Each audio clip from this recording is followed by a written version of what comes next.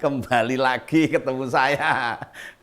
Nggak bosen kan ketemu saya, ketemu Om Begawan dalam channel Ngomol, Ngopini Politik. Ya, yang pasti tetap menggelitik gitu loh. Nah, kita mau menyampaikan tentang perkembangan perpolitikan. Wah, ini saya mau bahas Ketua Golkar ini. Ketua Golkar Pak Bambang Susatyo. Nah gini, hanya bermodalkan paparan survei Poltreking, ya, Bambang Susatyo kembali menggulirkan wacana masa jabatan presiden 3 periode. Waduh, susah ini. Nah, sebelumnya Ketua MPR serta pengurus teras DPP Golkar ini menyatakan pentingnya amandemen Undang-Undang Dasar 45, ya, utamanya mengenai topik maksimal periodisasi presiden dalam regulasi yang ada. Nah, seorang dapat menjabat presiden maksimal 2 kali gitu loh. Nah, ada berbagai kemungkinan ini.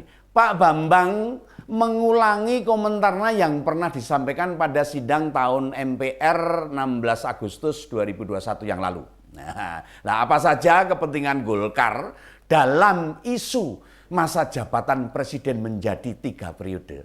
Apakah isu ini kembali seksi, gitu. Menjadi berita yang seksi, sehingga semacam ini benar-benar murni keinginan pribadi kepentingan Golkar atau bisikan Pak Jokowi? Padahal Pak Jokowi ya sudah mengatakan loh, kalau ada yang mendorong-dorong untuk 3 periode itu cuma orang-orang yang mau cari muka gitu loh. Cari muka dan juga ingin menampar mukanya Pak Jokowi dan juga ingin menjerumuskan Pak Jokowi. Ya makanya mari kita simak saja sebenarnya ini apa tuh, kepentingannya siapa tuh. Mari kita simak saja dalam Ngomol ini, Ngopini Politik yang cukup menarik ya. Kita kupas ya. Mari kita lanjutkan dalam Ngopini Politik berikut ini ya.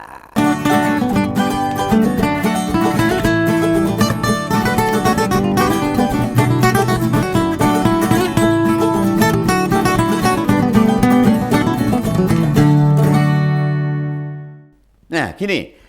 Pak Jokowi itu loh, Pak Jokowi itu kan sudah berulang-ulang kali menegaskan bahwa tidak ada sedikit pun keinginan memperpanjang masa jabatannya. Loh, apalagi menjabat sampai 3 periode itu loh. Wes moh itu, moh. Pak Jokowi sudah nggak mau. Nah, saya sangat percaya beliau sangat konsisten dengan sikap tersebut. Nah, apalagi beliau salah satu tokoh yang konsisten menghormati konstitusi. Tidak akan ada upaya untuk mencoba bermain-main dengan itu. Dia sangat menghormati konstitusi itu. Nah, selain Pak Jokowi, PDIP sebagai induk partai Pak Jokowi, sebagai partai yang mengusungnya, juga menegaskan hal yang sama. Tidak akan mendukung gagasan perubahan amandemen. Wes pokoknya ora. Pokoknya harus mengikuti yang sudah ada. Nah, apalagi Gibran itu, wali kota Solo yang juga putranya Pak Jokowi, ya turut menolak ide tersebut itu. Jadi apa latar belakang Pak Bamsud, singkatannya Pak Bamsud itu, Pak Bambang Susatyo itu kembali mengusung hal ini. Ada beberapa kemungkinan ini. Ya, yang kita ajukan, yang akan kita kupas itu mungkin keinginan Pak Bambang Susatyo ini seperti ini. Ini menurut pendapat Pak Begawan loh. Menurut pendapat Om Begawan ini pertama begini.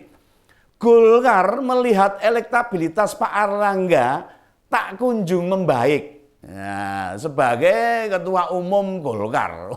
Sementara waktu pemilu sudah makin dekat. Wah, orang munda-munda nih pemilunya wis arep cedak lho. Nah, tingkat kepercayaan publik pada pemerintah Pak Jokowi masih tinggi, tetap tinggi.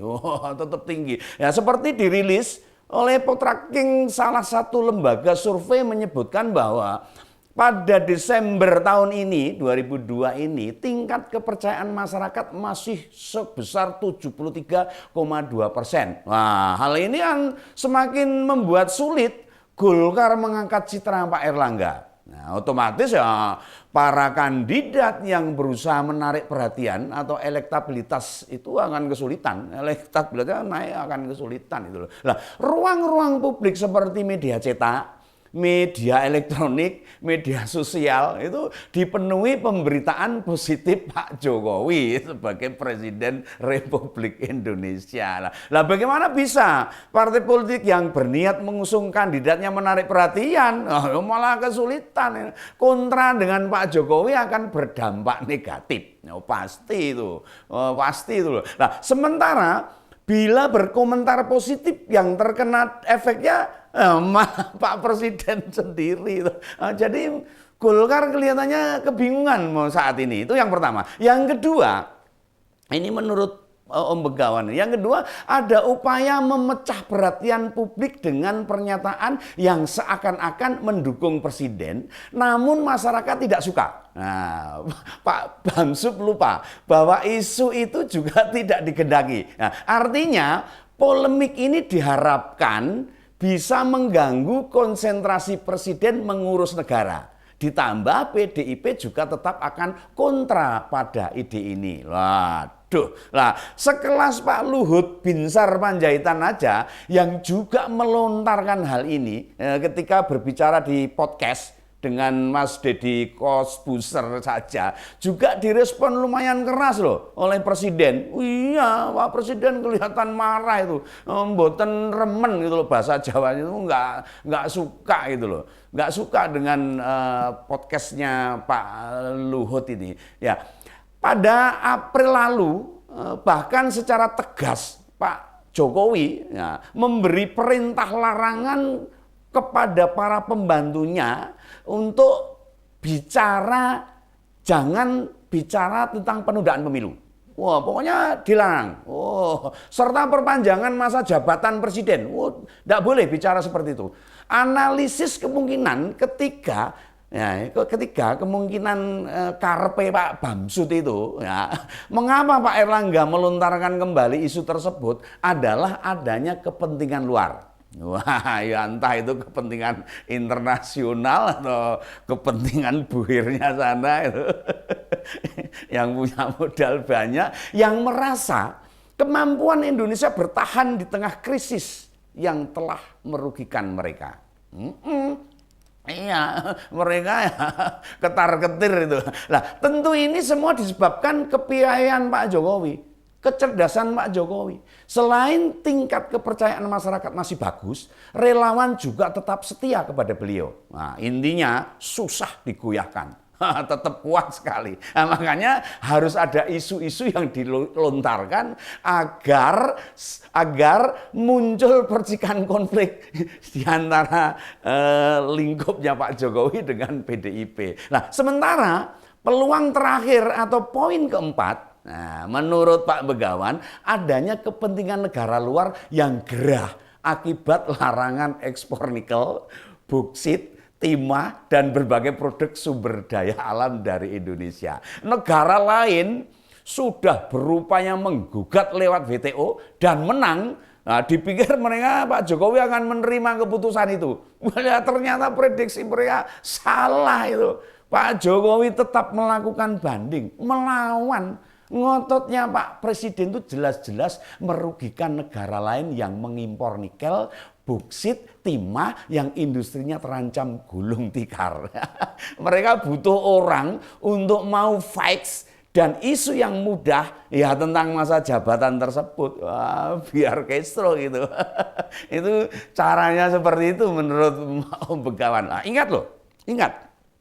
Ini cuma analisis ya, analisis saya aja, analisis Om Begawan. Tapi meskipun analisis dari rakyat jelata, tetapi diajukan berdasarkan membaca banyak literasi dan informasi. Wow, Om Begawan nggak ngawur tuh, banyak membaca itu, banyak informasi yang dipelajari, bukan ngasal, bukan ngawur loh. Ya, jika ada yang tidak setuju dengan pendapat saya, analisa saya, boleh, monggo, ya, monggo. Termasuk para pedungnya Pak Jokowi itu, yang garis keras, yang kemarin melontarkan jabatan tiga kali lagi itu, 3 periode, monggo. Memang Pak Bamsud mengomentari survei poltreking itu dengan bertanya. Nah, gini pertanyaannya, kelihatannya agak ragu-ragu itu loh, nggak percaya dengan lembaga survei ini. Pertanyaan saya, gitu loh, apakah ada korelasinya antara keinginan besar masyarakat untuk lebih lama kepemimpinan Jokowi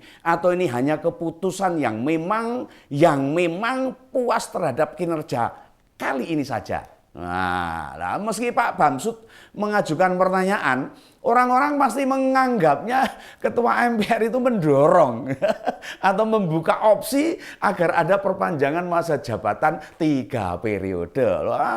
Saya sih lebih suka kita konsisten dengan konstitusi. Ya, memang secara pribadi saya akan sangat sedih kalau masa jabatan presiden akan berakhir pada Oktober 2024. Ya secara jujur sebenarnya sedih tuh. Pengen sebenarnya Pak Jokowi itu terus memimpin, saya kepengen. Ya tapi kita harus menghormati konstitusi yang sudah ada.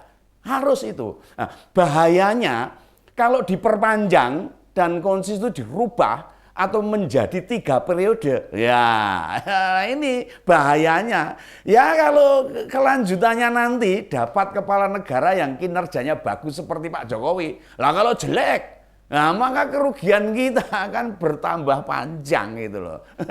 Ya saya kira perlu dipahami. Dalam hidup tidak semua keinginan kita bisa dipenuhi. Ya, apalagi tentang masa jabatan presiden yang 3 periode ini. Ini kan kepentingan 280 juta warga. Kalau sepakat bulat, ya saya akan sangat gembira. Nah, tapi mengulang kayak zaman Presiden Soekarno, sulit atau hampir tidak mungkin. Dulu kan MPRS tahun 1963 pernah bersepakat menobatkan Presiden Soekarno sebagai presiden seumur hidup. Wah, presiden seumur hidup loh. Tapi malah 2 tahun kemudian beliau dituduh tersangkut komunisme. Artinya ada pihak-pihak yang tidak menyukai atas penobatan itu. Lah, apa kita mau mengulangi sejarah kelam itu? Ya jelas jangan dong, jangan. Ditambah beberapa ratus ribu korban jiwa karena efek gerakan 30 September. Jangan sampai terulang lagi lah. Kembali noda hitam itu jangan terulang lagi. Makanya kita sama-sama perlu waspada pada gagasan atau ide yang tidak sesuai dengan konstitusi. Meskipun konstitusi itu bukan kitab suci, tidak baik juga tidak tiap saat dirubah. Rapi, angger-angger dirubah karena kepentingan, karena keinginan sebagian kecil, bahkan mayoritas rakyat Indonesia pun jangan itu. Sebaiknya membiasakan menjalani konstitusi dengan beberapa puluh tahun, kalau ternyata ada opsi lebih baik dan menguntungkan masyarakat, baru diubah. Ya, bukan baru dijalani 10-15 tahun, dirubah. Maka energi bangsa ini akan terkuras hanya untuk mengubah haluan saja. Nah, lalu kapan bisa membangun bangsa ini akan lebih maju? Nah, saya kira upaya Pak Jokowi tetap patuh pada konstitusi juga bermaksud agar kita bangsa Indonesia ini memegang teguh kesepakatan bersama. Tidak mudah melinjani janji atau tidak menjalankan kesepakatan. Konstitusi bisa dirubah setelah kita menemukan alternatif yang lebih baik. Bukan kita mengubah konstitusi karena hanya faktor kerugian kita saja, namun alternatif klausul pengganti belum teruji lebih menguntungkan atau merugikan. Nah, kan bahaya sekali kalau sikap-sikap seperti itu. Nah, itulah, saya kira itu saja lah. Nanti kalau kepanjangan saya mau siap-siap nonton sepak bola. Demikian Ngopini Politik kali ini. Saya tak mapan tidur untuk persiapan nanti malam nonton Piala Dunia. Sampai jumpa dalam Ngopini Politik berikutnya. Salam begawan. Sampai jumpa.